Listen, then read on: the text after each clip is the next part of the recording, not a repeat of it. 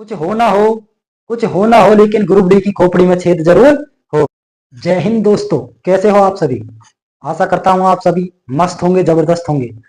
दोस्तों, आज की इस वीडियो में हम आपको एक जो इसमें हम आपको दिखाने जाएंगे, जो भी हम कराएंगे आपको, बहुत ही इंपॉर्टेंट होगा।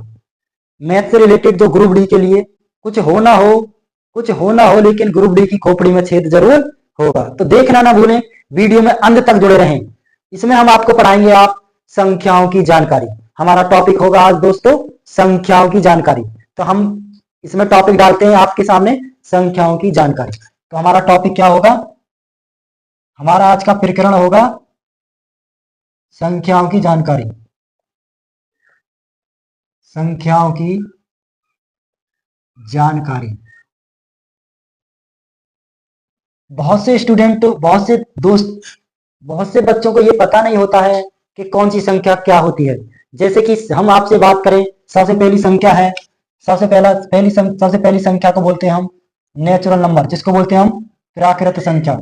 क्या बोलते हैं दोस्तों, प्राकृत संख्या। प्राकृत संख्या बोले तो नेचुरल नंबर, बोले तो इसको नेचुरल नंबर।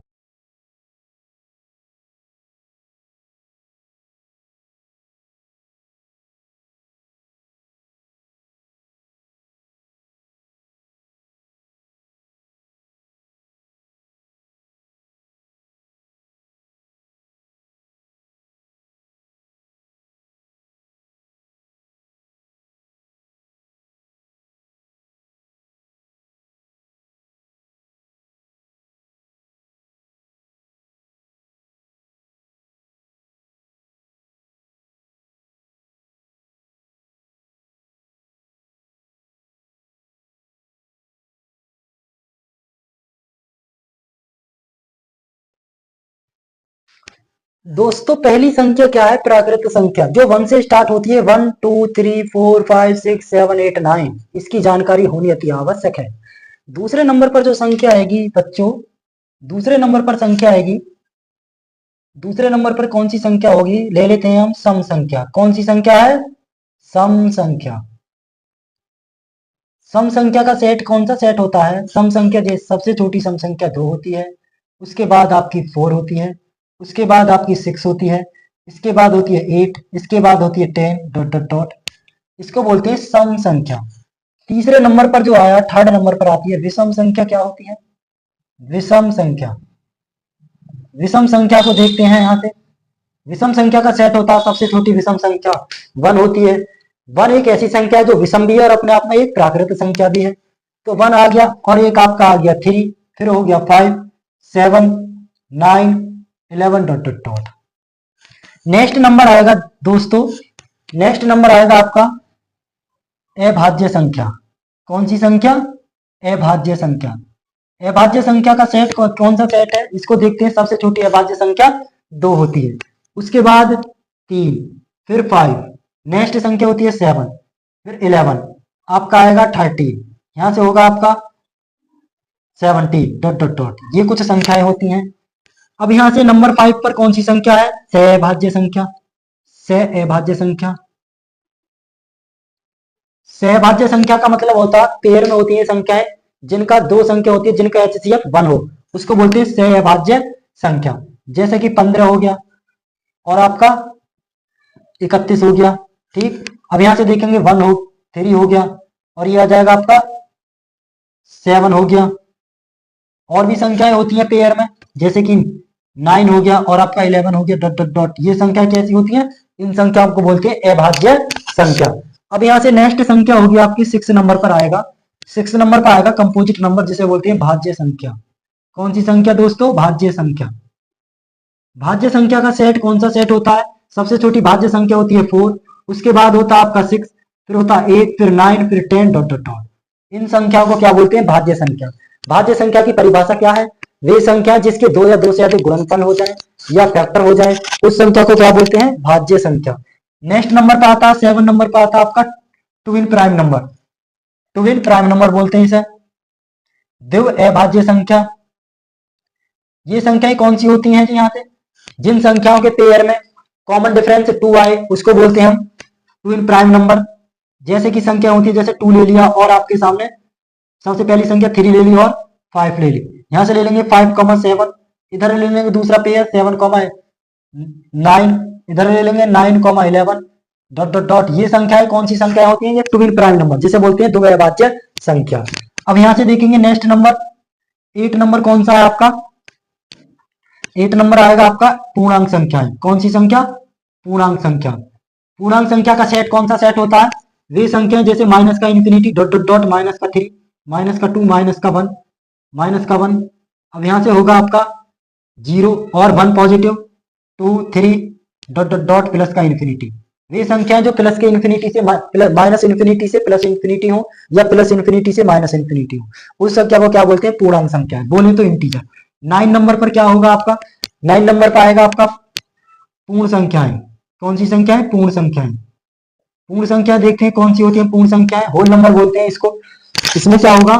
वे संख्या जो 0 से प्रारंभ होती हैं, 0 हो गया, 1 हो गया, 2 हो गया, 3 हो गया, 4 हो गया, 5 हो गया, 7 हो गया, 8 हो गया, 9 हो गया, डॉट डॉट डॉट। ये संख्याएं कौन सी संख्या होती है? पूर्ण संख्याएं। इसके बाद में चलेगा बच्चों यहाँ से दोस्तों, इसके बाद में आएगा आपका परफेक्ट नंबर। इसके बाद में होता है परफेक्ट नंबर होते हैं, परफेक्ट। परफेक्ट नंबर कौन से नंबर होते हैं? ये भी पूछ लिया जाता है। परफेक्ट नंबर निम्नलिखित में से कौन सा परफेक्ट नंबर है? 4 ऑप्शन देगा, एक क्लिक करना है। तो सबसे छोटा परफेक्ट नंबर होता है आपका 6।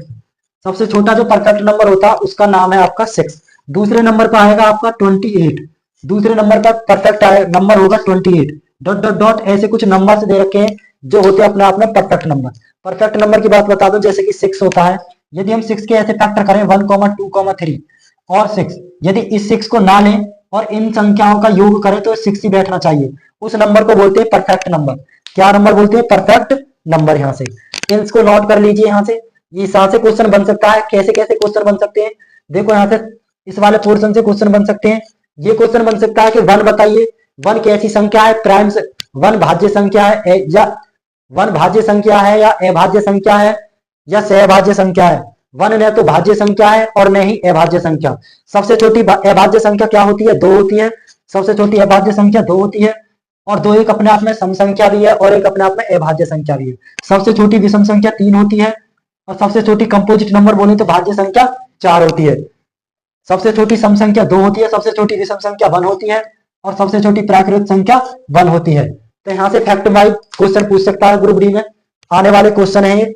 अब यहाँ से हम पढ़ाएंगे आपको, ये नंबर आपने पढ़ लिए, यहाँ से हम आगे सिखाएंगे आपको। नंबर हमने पढ़ लिए। अब यहाँ से चलेंगे आपके प्लेस वैल्यू, जिसे बोलते हैं स्थानीय मान। स्थानीय मान और जातीय मान, प्लेस वैल्यू और फेस वैल्यू, इसको हम देखते हैं। दोस्तों फेस वैल्यू और आपकी प्लेस वैल्यू क्या होती है, जिसे बोलते हैं स्थानीय मान और जातीय मान। यहां से क्वेश्चन आ सकता है, ग्रुप डी के सिलेबस में दे रखा है, तो यहां से हम इसको डिफाइन कराएंगे। दूसरा टॉपिक होगा हमारा, दूसरा टॉपिक होगा स्थानीय मान, स्थानीय मान तथा जातीय मान। स्थानीय मान तथा जातीय मान, स्थानीय मान तथा जातीय मान। अब यहां से बात करें स्थानीय मान, नाम से ही पता चल रहा स्थान। कोई भी नंबर है, सबसे पहले उस नंबर को हमें पता होना चाहिए कि इकाई का अंक कौन सा होता है, दहाई का अंक कौन सा होता है, सैकड़ा का मान कौन सा होता है। ठीक, सबसे पहले हम इसको ही पढ़ेंगे। अब यहां से देखेंगे, मान कर चलो कोई संख्या लिखता हूं मैं, जैसे 4 हो, 5 6 7 9 3, ये कोई संख्या है। इसमें हम आपसे पूछते हैं, ये कोई संख्या दे रखी है 4 5, इसमें देखेंगे इकाई का अंक कौन सा होता है और दहाई का अंक कौन सा होता है। जहां इकाई का अंक होता है, इकाई के अंक का मतलब होता है इकाई का अंक, उस संख्या में इकाई माने 1 से मल्टीप्लाई करनी होती है। उस संख्या में किससे मल्टीप्लाई करनी होती है? इकाई का अंक 1 से मल्टीप्लाई। बात करें दहाई की, बात करें दहाई, तो दहाई की बात करें तो दहाई का मतलब होता है उसी संख्या में, उसी स्थान में, जहां जहां स्थान आ रहा है इसका स्थानीय मान। दहाई दूसरे अंक पर है तो 2 10 से मल्टीप्लाई करनी होगी। इसी प्रकार 7 का मतलब होता है सैकड़ा, सैकड़े वाले स्थान पर आ रहा है, तीसरे स्थान पर सैकड़ा, तो 7 में किसकी मल्टीप्लाई करनी होगी? 100 की मल्टीप्लाई। इसी प्रकार सैकड़ा का सैकड़ा से इकाई, दहाई, सैकड़ा, हजार, हजार से मतलब होगा, हजार में क्या होगा? 6 में कितने की मल्टीप्लाई करनी होगी? 1000 की। ये इसके स्थानीय मान आते हैं निकल के। और 5 की बात करूं, 1000 हो गया 10,000, 10,000 में क्या होगा? 5 में कितने की मल्टीप्लाई करनी होगी? 10,000 की, 10,000 की मल्टीप्लाई करनी होगी। इसी प्रकार लास्ट बचा हजार, 10,000, इकाई, दहाई, सैकड़ा, हजार, 10,000 और यहाँ से लाख।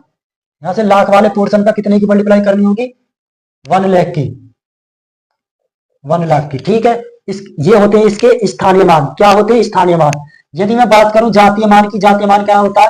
जातीय का मान होता है फेस वैल्यू। फेस माने उसके चेहरा, चेहरा का मतलब जो मान, जो वैल्यू होती है, जो अंक होता है, वही उसका जातीय मान होता है। जैसे कि मैं कोई नंबर लेता हूं यहाँ से 59823, यहाँ से नंबर लेता हूं। आपसे पूछेगा इसमें, आप बता दीजिए 8 अंक का जातीय मान क्या होगा?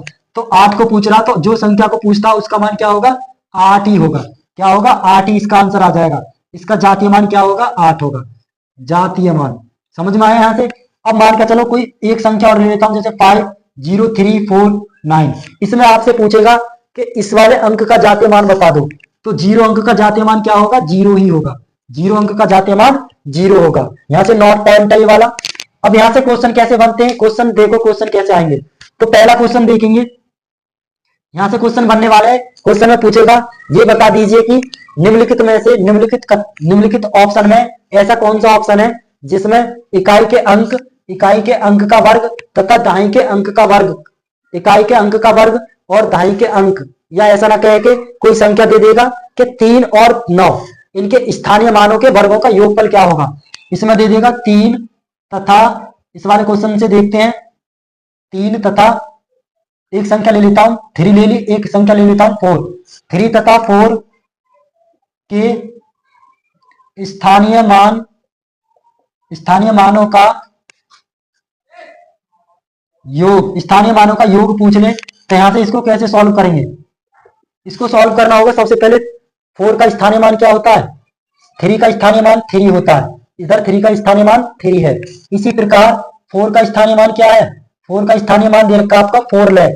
4 लाख कितना दे रखा? 4 लाख। अब इसको ऐड करना होगा, ऐड कर दीजिए, कितना आ जाएगा?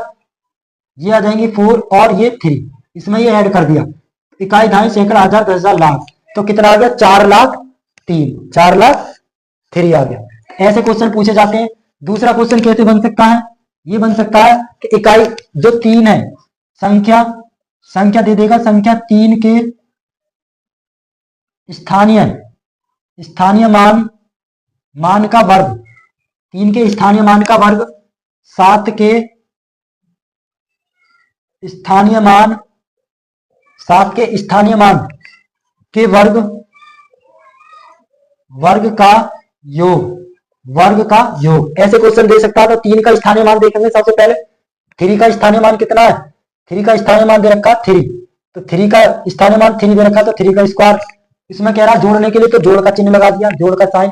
इसमें कह रहा है 7, तो 7 के स्थानीय मान का वर्ग करना है, तो 7 का स्थानीय मान आएगा आपका 700, तो 700 का स्क्वायर करेंगे, तब इनका योग करना होगा। तो यहां से देखेंगे 3 का स्क्वायर 9 और 7 का स्क्वायर 49, डबल 0 है तो 4 0 आ जाएंगे। अब इसको ऐड कर दीजिए, 4 9 3 0 और एक 9, यही आंसर होगा। ऐसे कुछ क्वेश्चन पूछे जा सकते हैं। क्वेश्चन कैसा ही बनाया जा सकता है। इनकी गुणा भी पूछ सकता है कि किसी मान में 3 और 9 के स्थानीय मानों का गुणनफल क्या होगा। इसी प्रकार जातीय मान में पूछ सकता है यहाँ से कि जातीय मान में 8 और 9 के वर्गों का गुणनफल क्या होगा, या 8 और 9 का योग क्या होगा जातीय मान में, या 5 और 2 के वर्गों का योग क्या होगा, या इनके घनों का योग क्या होगा।